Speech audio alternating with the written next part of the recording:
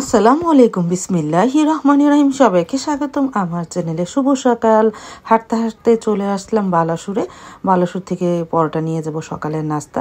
সাবা আজকে সকালে বলতেছে আম্মু বাহিরের পরোটা আর ভাজি খেতে ইচ্ছে করতেছে, এই জন্য সকালে যতটুকু পারি মেয়েকে একটু নাস্তা খাইয়ে দিই, কারণ নাস্তা খেয়ে স্কুলে যায়।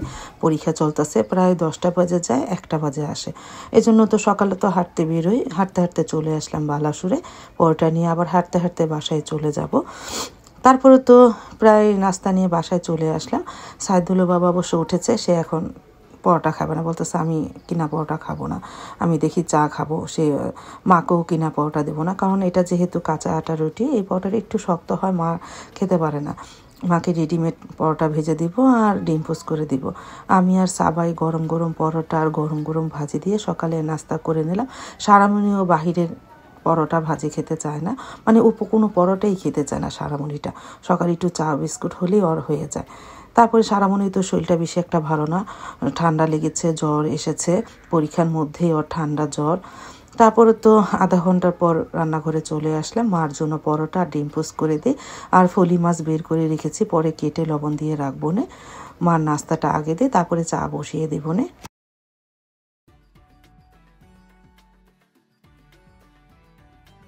মাকে নাস্তা দিয়ে গেলাম, জান্নাত পাখিকেও। মা আর জান্নাত পাখি খেয়ে নিল, আর এ ফাঁকে আমি রান্নাঘরে চা বসিয়ে দিয়েছিলাম। প্রথম থেকে ভিডিওটা করতে পারিনি। তারপরে তো মানে মাকে নাস্তা দিয়ে মাছটা কেটে লবণ দিয়েছিলাম, এই জন্য তাড়াতাড়ি যেতে পারি নাই। আর এদিকে চাও বসিয়েছিলাম, মার শুরুটা দেখাতে পারি নাই নাস্তা খাওয়ার। আলহামদুলিল্লাহ। তারপরে চা বসিয়ে দিলাম, চা হয়ে গেল। এখন আমরা খেয়ে নিতেছি। সারামণির বাবা মা খেয়ে নিল চা, তাদের একটু ভিডিও করলাম। এই যে সারামণি দেখো মাফলার পেঁচিয়ে বসে আছে, অত ঠান্ডা লেগেছে। সাইদুল বাবাও হালকা ঠান্ডা, সে একটু মানে রুটি দিয়ে খেলো চা, তারপরে আর খেলো না, বলতেছে ওষুধটা খেয়ে শুধু চা খায়।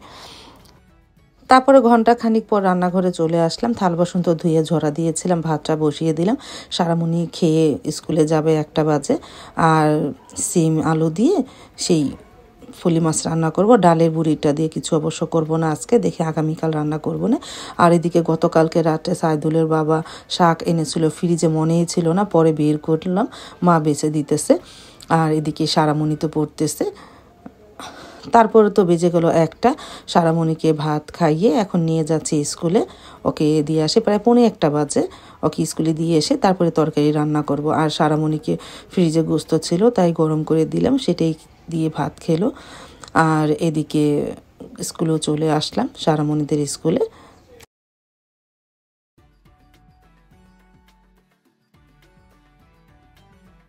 সারাকে ক্লাসে বসিয়ে দিলাম, সব স্টুডেন্ট চলে এসেছে। এখানে শুধু 5-এর ক্লাসের পোলাপান, আর কোনো ক্লাসের পোলাপান নেই।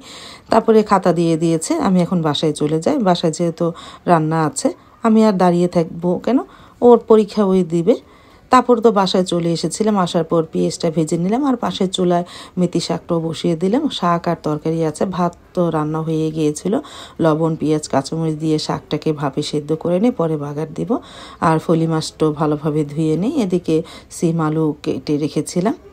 তারপর তো মশলাটা দিয়ে দিই, পেঁয়াজটা ভাজা হয়ে গেছে। আদা রসুন দিয়ে, হলুদ গুঁড়া, মরিচ গুঁড়া, ধনিয়া গুঁড়া দিয়ে মশলাটাকে একটু কষিয়ে নিই।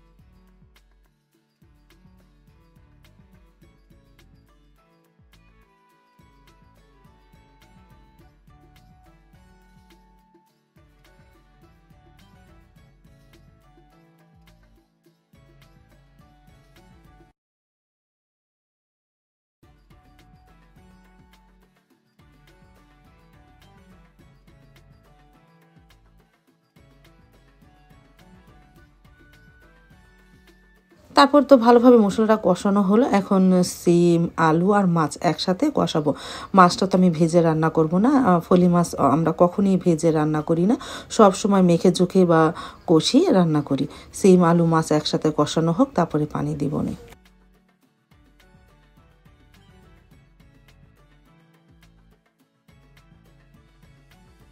আর পাশের চুলায় শাকটো সেদ্ধ হয়ে গেছে, আমি একটু পরে নামিয়ে বাগার দিয়ে ফেলি।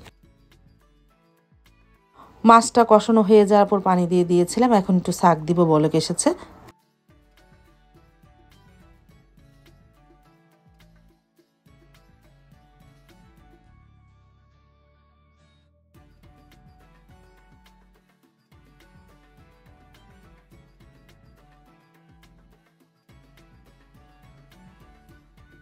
আর পাশের চুলায় শাকটাও বাগার দিয়ে ফেললাম।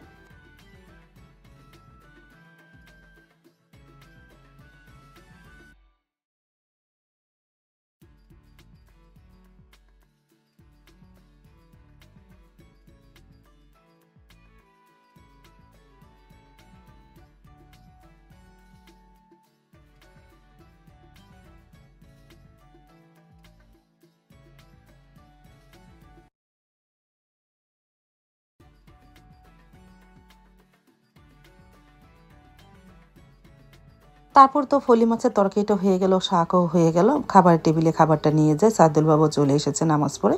আমরা এখন দুপুরে খাবার খেতেও বসে পড়লাম। এই যে প্রথমে জান্নাত পাখিকে দিলাম, গতকালকে তরকারি আছে, সারামণিকে খাইয়ে দিয়েছি, আর জান্নাত পাখিকে দিলাম। খেয়ে নিল শাক দিয়ে, মুরগি গোস্ত দিয়ে। ও তো আর কাটালা মাছ খেতে পারবে না, ফলি মাছ। তারপরে এই যে মা আর সাইদুল বাবা বসেছে, তার সাথে আমিও বসে পড়বো খেতে।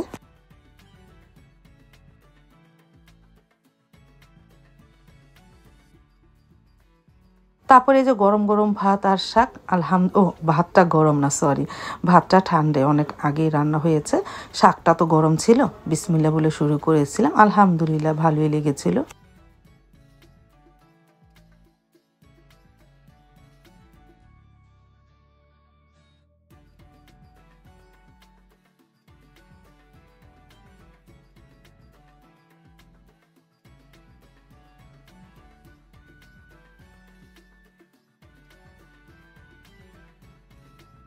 তারপরে নিয়ে নিলাম ফলি মাছের তরকারি। আলহামদুলিল্লাহ, আলহামদুলিল্লাহ অনেক মজা হয়েছিল। ফলি মাছটা অনেক স্বাদ ছিল।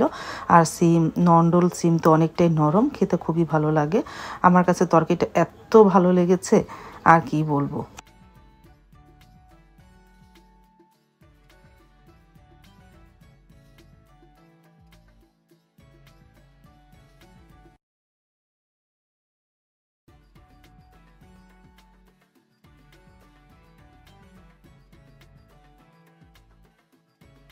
তারপরে বিকেল দিক দিয়ে একটু বের হলাম সাইদুলের বাবার সাথে। আলামিন যাচ্ছে, আমি বললাম আমাকেও নিয়ে যাও একটু, আমি অনেক দিন হবে আলামিন যাই না। সাইদুল বাবা দুধ আনতে যাবে, আমি বললাম আমাকেও একটু নিয়ে যাও। সাইদুল বাবা ওই যে দূরে দেখা যাচ্ছে, আমি পিছে হাঁটতেছি।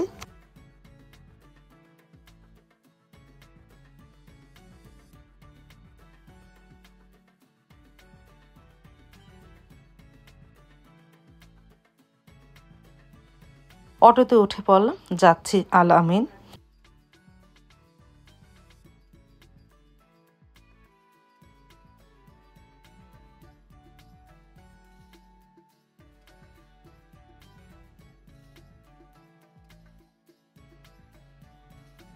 তারপরে এই যে দুধ নিয়ে বসেছে অনেক কাকারাই।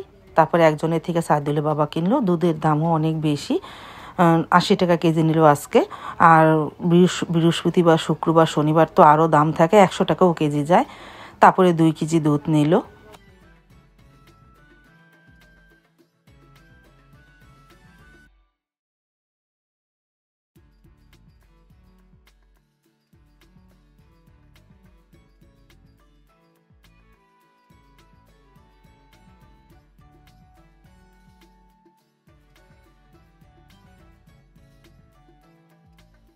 চলে আসলাম আলামিন থেকে, সাইদুল বাবা চলে গেল দোকানে, আর আমি হাঁটতে হাঁটতে বাসায় যাচ্ছি। আর এদিকে স্কুলে মাঠে পোলাপান খেলা করতেছে। বিকেল হলে সব পোলাপানটা চলে আসে, ব্যাডমিন্টন খেলে, রেকেট খেলে, যে যেটা খেলে। আমাদের তো স্কুলের মাঠটা অনেক বড়, তারপরে হাঁটতে হাঁটতে বাসায় চলে গেলাম।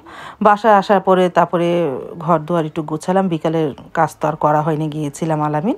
তারপরে আসার পর সেই কাজ করেছি, সন্ধ্যার পরে চলে আসলাম রান্নাঘরে একটু পাকোড়া ভাজার জন্য। এই যে পাতাকপির গোলাটা তো ফ্রিজে ছিল, সেদিন বেশি করে করেছি, সাবা মাঝে মাঝেই খেতে চায়। তারপরে দুধ জাল দিলাম আধা কেজি, আর এদিকে দুধ আরও 3 বোতল করে ফ্রিজে রেখে দিলাম। আর এদিকে পাকোড়া আস্তে আস্তে ভাজলাম, ছোটো ছোটো করে ভাজলে একটু মচমচা হয়, ভালোই লাগে। আর এই যে চিলি ফ্লেক্স দিয়ে একটা সস বানিয়েছে, সাথে টমেটো সস, সয়া সস এগুলি দিয়েছি, একটু চিনি দিয়েছি, লেবু দিয়েছি, এই দিয়ে একটু সস বানিয়ে নিলাম।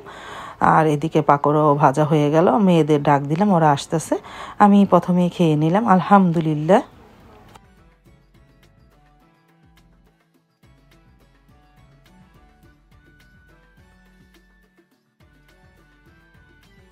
আজ তাহলে এই পর্যন্ত, দেখা হবে আগামীকালকার নতুন আরেকটা ব্লগ নিয়ে। আল্লাহ হাফেজ, আসসালামু আলাইকুম।